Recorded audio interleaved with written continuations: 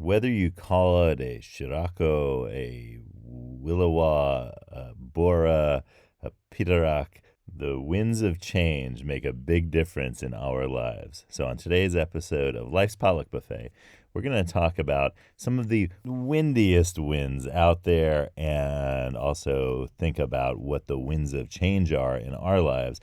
And we'll ask the cards that very same question. I'm John Paulus. Thanks for joining me.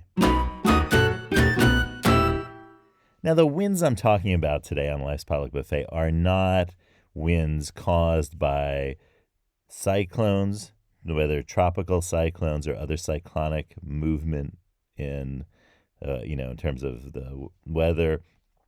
Also, the same thing with I'm not talking about tornadoes today. Tornadoes, and although I will mention one tropical cyclone just by way of comparison, because an important world record was broken by that cyclone, which a non-cyclonic wind held. So stick around for that. That's going to be the windiest wind on our windy Earth.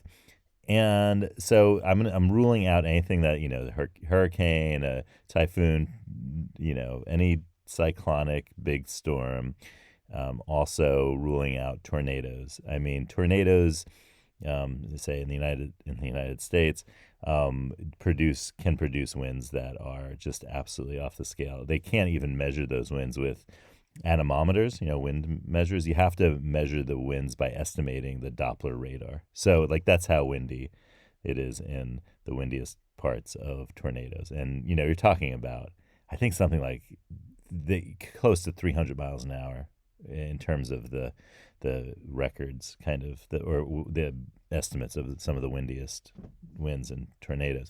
So we're really talking about winds that have to do with the kind of creation of winds in kind of like mountains, low pressure situations that then descend down into valleys, or ones that are created in mountains themselves. That's our windiest wind, and I'll get to that in a second. And so we're really talking about things like what are called katabatic winds, and that means that going downhill or going down. That's what the word means in Greek. So that's the kind of wind we're talking about. The most famous katabatic wind, I think, is probably the Bora in Trieste, which is now in the country of Italy, and it's in the northern part of the Adriatic Sea there.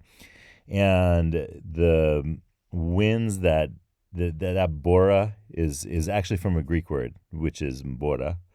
Boreas is the ancient Greek word for the north wind, and the Bora is a northerly or northeasterly wind, or somewhere in between those two, northeasterly wind that comes off of the mountains that are very close to the water. So there's a big difference there in the kind of high pressure up in the mountains, low pressure areas of low pressure down by the water. And the kind of cold air just descends rapidly down into that area of low pressure from the area of high pressure. And that causes extremely high winds in the city of Trieste and all the way down the coast of what is today the country of Croatia. And those have been measured at around 140 miles an hour, 150 miles an hour with gusts in parts of the Croatia today. And those are really strong winds that can also bring with them the cold air that doesn't get warmed up. And so even though it's going into an area of warmer, lower pressure, it can bring with it, just like a massive drop in temperature as well, and freezing, and of course waves on the Adriatic that are very, disruptive to life. So that's a big wind of change that a lot of people have dealt with over centuries and millennia. And that Bora is a real famous one. Some other ones that are that I mentioned at the beginning are the Willowa, which was The Willowa is a wind. The etymology of this word is not known, so I can't tell you what language it's from. But apparently, it was given to winds at the southern tip of South America. And again, these were winds that were coming along the mountainous coasts in the very high latitudes near the southern tip of South America. And the Willowa are seemingly like the Bora winds. The descriptions seem very similar, except that Willowa is kind of more fun to say, I think, than Bora. Willowa. So by the way, it's spelled Williwaw. And if you can find out what language this was originally from, you will have made a great discovery in Life's Pollock Buffet world. Another high latitude wind that is very strong is the Pitarak, which happens in the area of, I'm going to try to say this in the local language, is Kalahit Nunat, which is, how did I do? If you're from Kalahit Nunat, please let me know. But that is the local name of what in English we call Greenland. So this is, again, very high latitudes, and the Pitarak winds apparently means that which attacks you. That's what apparently it means. And they could reach up to actually, like, apparently 170 something miles an hour. So like you're at 280 kilometers per hour, somewhere around there. And they are just very strong winds that can really gust and really cause a lot of just terrible. Apparently, in the 1970s, a town in Greenland was hit by Pitarak that was equivalent to a Category 5 hurricane.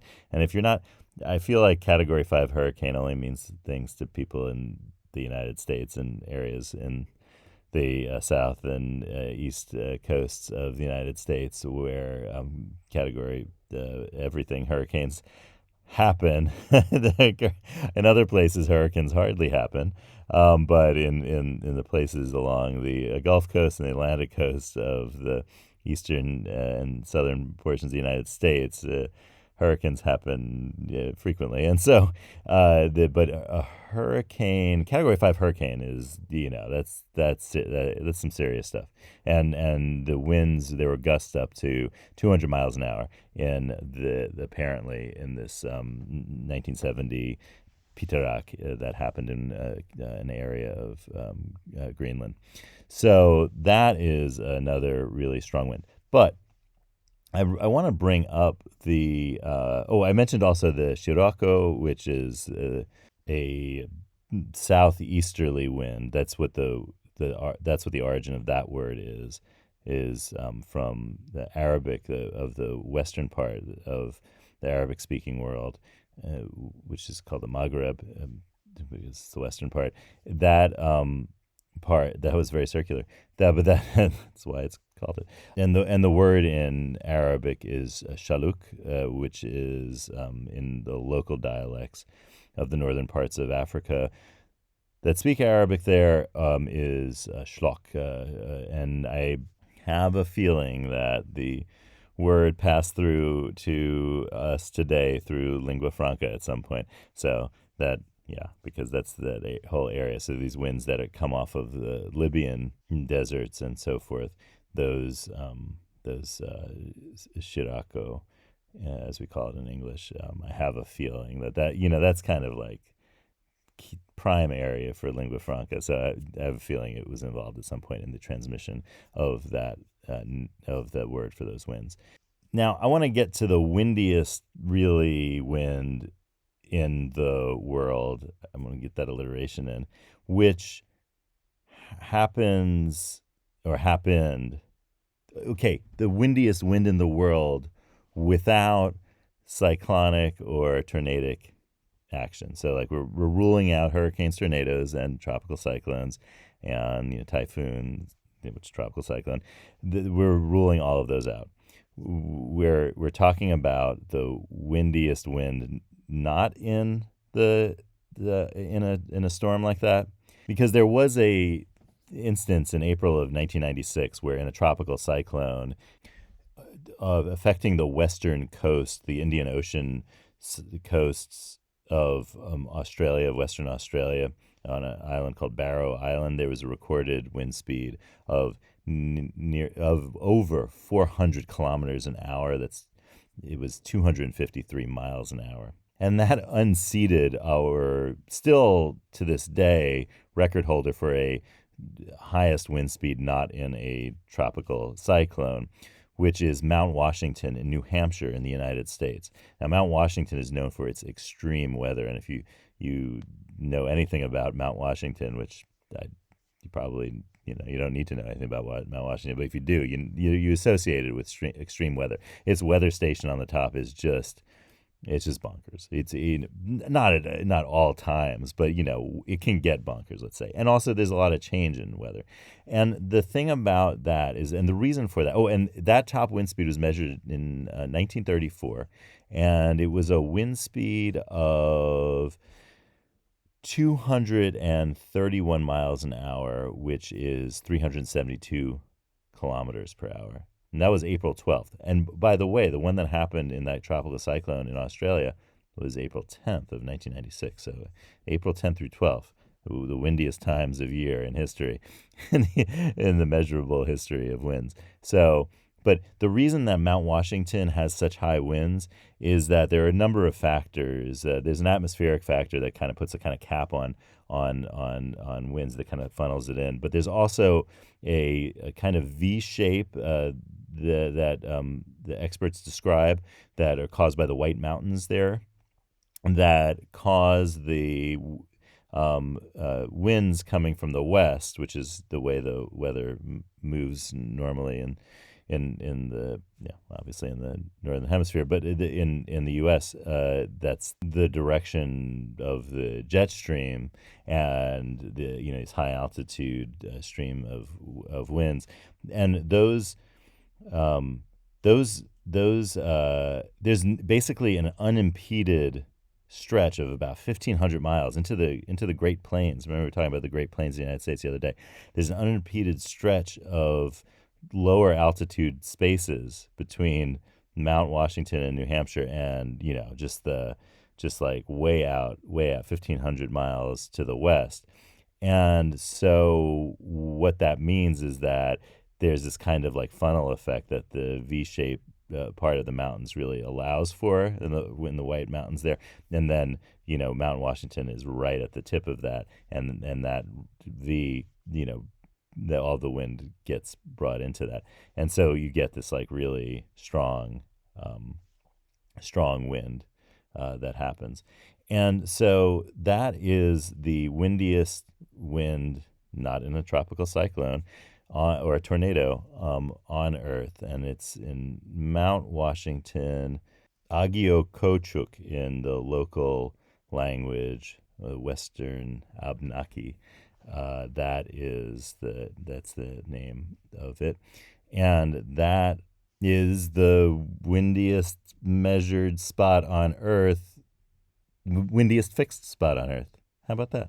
That's a good way of putting it. Okay, so let's draw a card and find out what the cards have to say about the winds of change. So I'm going to do our usual shuffle: yellow lemons, blue dumplings, magenta noodles. Cards, tell us some things.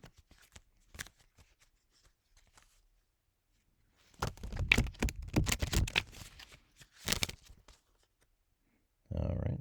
What is the... Oh, the bottom card is the one that is the one sticking out the most. And the bottom card is all the ships belong to you. No, this is fitting, talking about our winds near waters coming off of mountains. The I read a thing that said there's a saying among sailors, when the Bora sails, you don't. So that's fitting. Now, there's an ancient story about a man with an illness that made him believe that all the cargo ships going in and out of a port belonged to him. He would spend his days at the harbor and greet his ships happily when they came into port. When he was cured of his illness, he would tell people of the story of how happy his life was when he was a shipping magnate. It was all pleasure, there was no pain. And so when we think about this in our lives, when the winds of change are blowing, think about where your port is, what you're doing, and what the ships are that belong to you in your life.